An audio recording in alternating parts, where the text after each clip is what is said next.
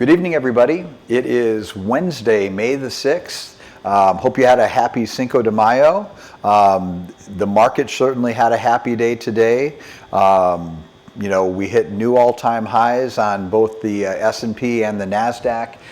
Believe also the Dow as well. If we're not at the Dow, we're really close. But let's take a look at how things finished up on a beautiful Wednesday with a lot of green across the board. You can see that U.S. equity markets were in a very good mood today. The Dow Jones Industrial Average was up 612 points, finished just a hair under 50,000, up almost 1.25%. The S&P 500 closed at 7,365, up 105 points on the day, or 1.46%. The NASDAQ finished up 512 points, or over 2% gain on the day. The Russell 2000, the small cap index, was up 1.47. The VIX was relatively flat. That's the anxiety measurement of the market. Good day, and as good as the day was in the U.S., actually even stronger overseas. The European stock 600, their version of the S&P 500, was up 2.22%. The DAX up 2.12 in Germany. The FTSE in the UK up 2.15, and the CAC in France up 2.94. Bond yields also came down, and that aided in the market rally. The 10-year dropped by almost 7 basis points, down to 4.34%. That had been pushing just under 4.5 earlier in the week, and there was this disparity between stocks and bonds. You had stocks hitting all-time highs, but bonds not hitting all-time high prices. You had actually bond prices at the low end of their range over the last year or so, but you have seen the bond market begin to rally as well. All of that happened as a result of oil prices dropping very significantly. Oil down 6.5% today. Clearly the news that was reported on Axios that the U.S. and Iran are getting closer to a potential agreement. Time will tell. We've been watching this play back and forth now for over 2 months. Clearly, we've been in this ceasefire period for nearly a month now. I should actually say over a month now. Clearly, the market kind of likes that. When we did our update last week, I said that a strong stock market that was behaving as though the war was already over or pricing in a favorable conclusion to the war was certainly giving the current path, which was ceasefire, negotiations, not escalating, but also not withdrawing and just, coming home and calling it a day, but maintaining the pressure and the blockade that they've had is certainly been something that the market is clearly recognizing or pricing in a very favorable outcome in this conflict, and clearly that continued yet today. So oil prices down. You saw West Texas Intermediate presently at about $95 a barrel. Brent, which was nearly 120 not that many days ago, pulled back significantly, nearly $10 a barrel today, down to 101. That's Brent North Sea crude. You can see here, pushing right here at this peak, 118 on April 29th, so almost exactly a week ago. I think that is exactly a week ago. We've had oil prices moderating here in the last week or so. That certainly has been adding to this market rally. Additional good news, when oil prices come down, when interest rates come down, that is a catalyst for gold and those types of things to do better. So we had the precious metals had a really strong update today. You had gold up 3%, $139 an ounce, back over 4,700. Silver was up 6% today, almost $4.50 an ounce to 72. Copper up, platinum up, palladium up. Everything, all hard assets went up in value as rates came down, oil prices came down, and some of this this excitement or optimism is being applied to the conflict in Iran. If we look at the dollar, you would expect, if interest rate worries are coming down, oil prices coming down, therefore giving potentially the Fed some ability to lower rates going forward, that would cause the US dollar to weaken on a relative basis. So if we look at the dollar index, that would be also benefiting from this. And sure enough, if we look at the DXY, right now, down 0.4%, which is a huge move. If we look at the dollar, the dollar peaked well over 100 back here in late March, which was kind of the height of the nervousness of the war. The dollar had rallied from about 95 all the way to over 101. And now we're back to 98, so the dollar's been coming back down. That is helpful for foreign holdings, which we have a fair amount of in our portfolios. We've been overweight international, we've been overweight emerging markets. A weaker dollar benefits all of those areas. So pretty much a positive day across the board as far as stocks, bonds, commodities, dollar movement, and let's talk about the psychology behind what's been unfolding here. As I mentioned, clearly the market is pricing in a positive outcome in the conflict. But I think you also have to look at what is the market right now telling us about the U.S. economy, and I would suggest that the U.S. economy is holding up way better than people were estimating, or I would suggest you would even assume, considering that we're in the midst of this conflict, and yet the U.S. economy, even with oil prices is significantly higher now than they were at the start of the year, the U.S. economy is doing very well. Today you had Uber, which obviously is a area that would be impacted by consumer confidence, spending, movement, activity. Uber had a very positive earnings report today, as did Disney, and both of those stocks are viewed as being a window into what's happening with the U.S. consumer, and both of those came in stronger than expected. In addition to that, today we also had the monthly private payroll report that comes out, the ADP report that comes out the Wednesday before the Fed before the government reports monthly jobs report on Friday. But we got the ADP report this morning, which showed stronger than expected private sector jobs growth than what was anticipated. That added to the belief that the U.S. economy is holding up quite well. And what I would also point out is, if we look at things like the Atlanta Fed GDP Now forecast that was updated yesterday on May the 5th, forecasts 3.7% GDP growth for the current quarter, which, when you consider oil's hovering around $100 a barrel, has been above and a little below that for most of the last month and a half or so.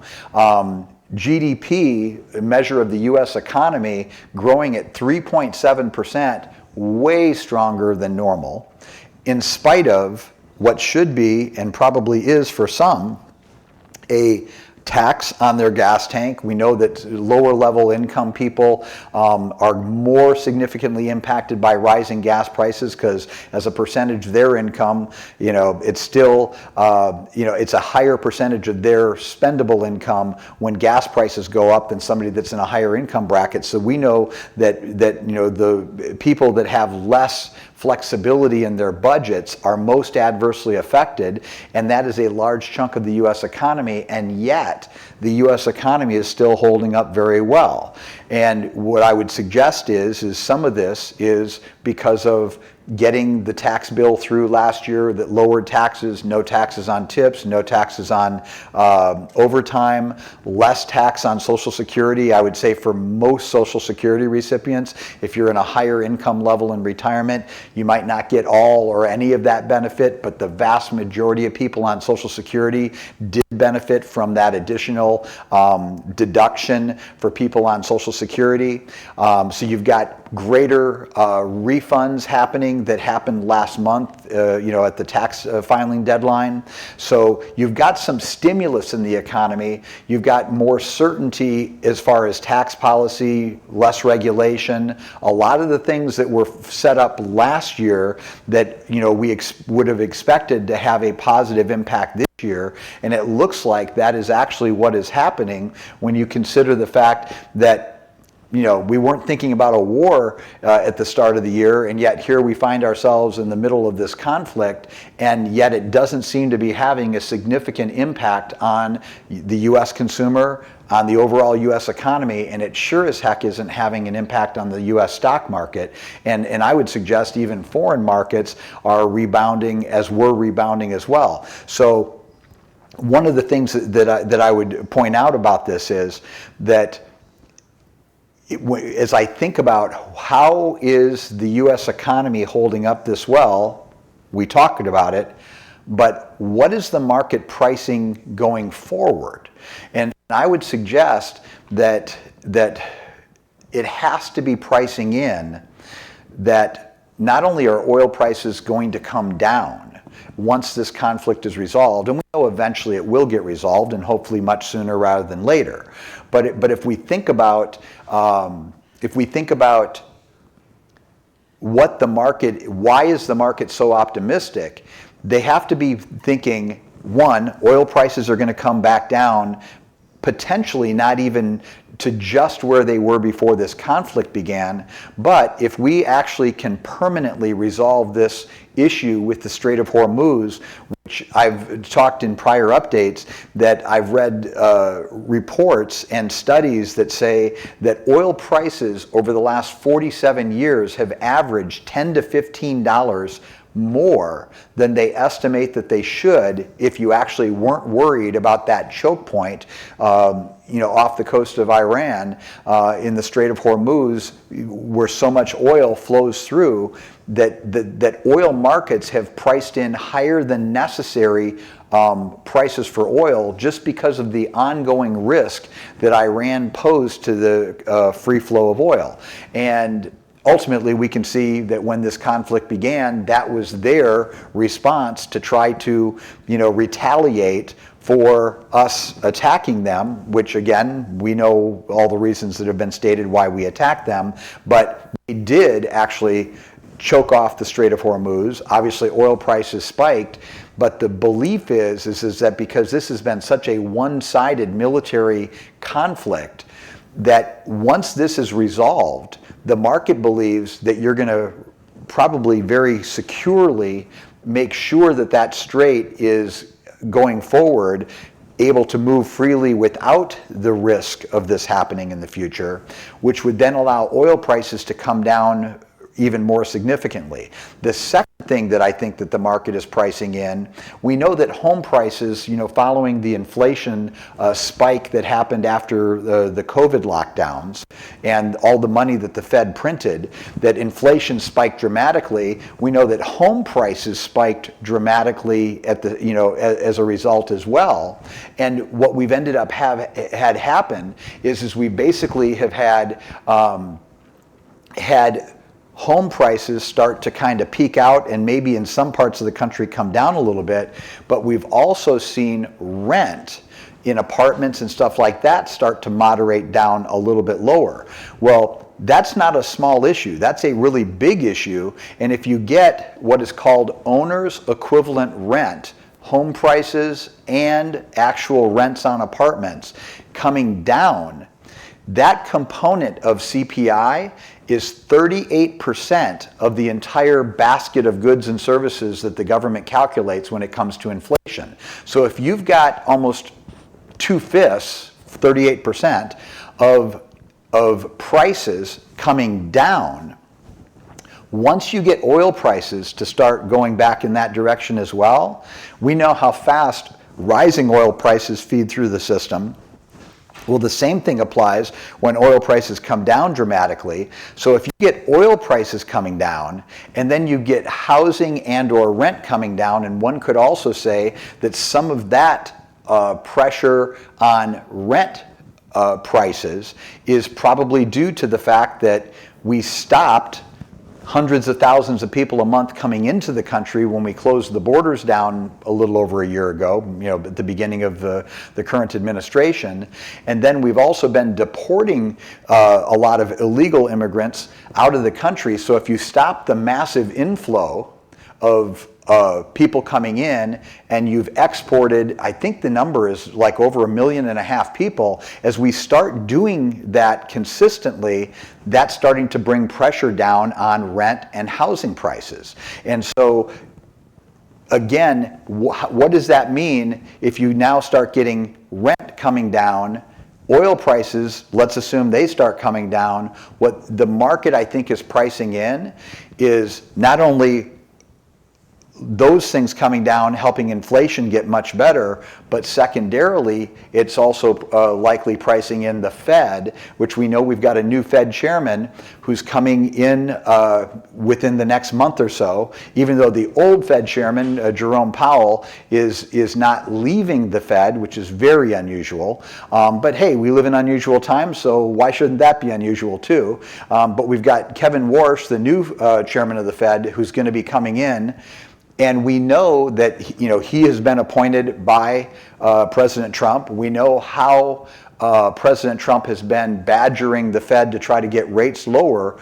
Well, I think the market is pricing in that if you get oil prices down, owner equivalent rents coming down, you're probably going to have inflation coming down fairly quickly, and that would allow the Fed to more aggressively lower interest rates, which then that helps everything asset base wise, because the lower rates are, the higher the multiples and the higher the valuations you can support for both stocks, bonds, commodities, everything.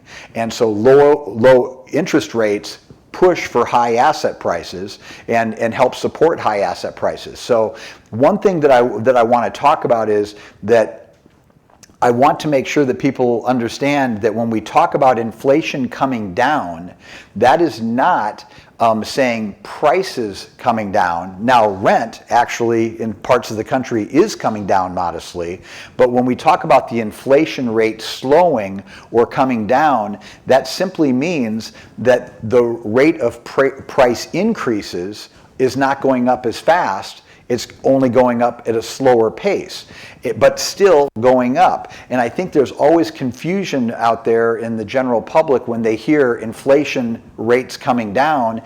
I've had people say to me, well, I don't see prices at the store dropping dramatically, or I don't see prices on things that I buy coming down dramatically. And the answer is, they really aren't. It's just that they're not going up as fast. Now, if we can get the economy to grow more quickly, and we can get earnings to grow more quickly, and if we can get the stock market to continue to do incredibly well, and hopefully the transition that we see, that as we think about artificial intelligence and a lot of concerns that there are going to be jobs that'll be replaced by artificial intelligence. But if you think about it, historically, as we've come up through massive technological advancements or improvements to productivity, every time we've done that historically as a species, we've been able to take that freedom that you get by getting that more productivity in one area, and then we've been able to grow the entire economy, which then allows people to reposition into other roles and still have plenty of work. And I think that this morning's ADP report was certainly welcome news to see that the private sector appears to be growing at a little better pace than it has been over the last year or so, and that's happening even in spite of all of this uncertainty with the war. So all in all, really encouraging outlook if you just look at the market. And as I've said before, the stock market is kind of like it's an election or a voting system that you see on a daily basis. Because just in a regular election, we get to vote every 2 years and every 4 years in the general, and people vote how they feel about what's going on and the candidates and such. But if you think about, as people are betting on the future of either the economy, the world, their view and confidence of the world going forward, what is the stock market telling us about what they think about the future? And I don't think you can draw any other conclusion from the market doing as well as it is in the middle of the craziness that we have going on from a geopolitical perspective. And let's acknowledge the risk of what's going on. The fact that the market has not waited for that conflict to be resolved and then recovering and rising. It's been rising really now since March 27th. So this is going on 5 weeks, ever since we've had this ceasefire period where we've stopped bombing them and we've said, hey, let's try to find a solution, but we keep the economic pressure on them because of the naval blockade. Ultimately, the market likes that setup, clearly. And if we think about, well, how much does the market like that? If we just look at the S&P 500 for a second, again, 52-week high today, there's the 1-year chart, there's the first month of the war, starting February 27th or 8th, I think, was the beginning of the conflict. And that first month, significant decline. It bottomed on March 27th at 63.56. We've literally added 1,000 points on the S&P in 5 weeks, and you haven't gotten a solution yet. As a matter of fact, one could argue we've heard that a solution is coming any day, or that one might be imminent. And clearly, I think we've heard that probably 4 or 5 times at a minimum in the last 5 weeks. And yet, here we are. The market isn't waiting for that to happen. The market is already behaving as though it has happened, and it's pricing in the favorable benefits of what they believe the world is going to look like once that occurs. So it's kind of exciting if you think about it. Nerve-wracking on one end. Hey, the war's not over, and we still have our men and women in harm's way over in the Middle East. But if you also look at this and go, what is the market telling you that ever since the ceasefire was announced, even though we still have this naval blockade going on and oil has still not been flowing freely, still oil prices are lower now than they were 5 weeks ago, and yet oil hasn't been coming out of there in any significant way. Very, very few ships getting through. So what is the market pricing in if you see this kind of a rally? 1,000 points from a 6,300 point level is a 15% move in 5 weeks out of the biggest stock index in the world. And it's not, like I said, it's not just the US. The rest of the world is participating in this. And you got to believe that money is going into the market betting and believing that this is going to turn out very favorably, not only in the short term, but I think starting to price in that the world could be a much safer, healthier, more beneficial economic setup for the world as a result of this conflict getting resolved, and just betting that it's going to happen. Time will tell if the market is right, but that is clearly the way the market is behaving, and I think that it's telling us something. And I think what it's telling us is that a lot of the foundation that was laid last year is causing the economy to still be strong now in spite of the conflict. And then I think the market is pricing in presently where they think we are 6, 9, 12 months from now. And let's assume that this conflict gets resolved here in the next month or so. If that happens, I think the benefit of lower oil prices, lower interest rates, the Fed being able to cut more aggressively, inflation moderating back down, I think the market is pricing a lot of that in. Now, how much more upside is there from here given the magnitude of this move? I think that needs to be questioned to a degree, but this also, I think, is indicating that the market is pricing in a lot of good things, not only happening now, but more so what it believes is coming just over the horizon.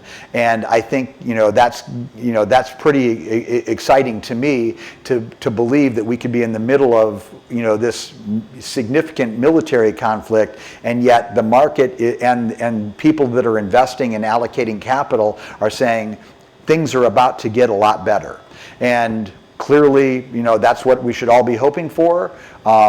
Clearly, we are, hoping and praying for that as well, and certainly praying that this can get resolved as quickly and as favorably as possible. But the good news was, at least for another day, equities up, bonds up in price, down in interest rates. Only thing that didn't do well today was the piece of our portfolios that has oil exposure, but that's been the best performer that we've had for the year. So on a day like today, everything else goes up and that part comes down a little bit. We've had days where that was going up and other things were coming down, and that's just the nature of a well-diversified portfolio, which is obviously what we're always striving to achieve within what we're doing here on behalf of our clients. So in closing, I just want to say thank you for taking the time to listen to our update. Thank you for your continued faith in our team. Know that and share with your friends that these updates are now able to be recorded. We're able to archive them on our YouTube channel. We're going to be able to send out links to clients, I believe, with these as well. So if you can't tune in live when we're doing the updates on Wednesday, you're going to be able to tune in and see what did we have to say and listen to it whenever it's convenient for you. That was one of the exciting things about our move to LPL Financials, that we now have the freedom and flexibility to do that. So again, thank you for your time. I look forward to seeing you next week, and until then, stay safe.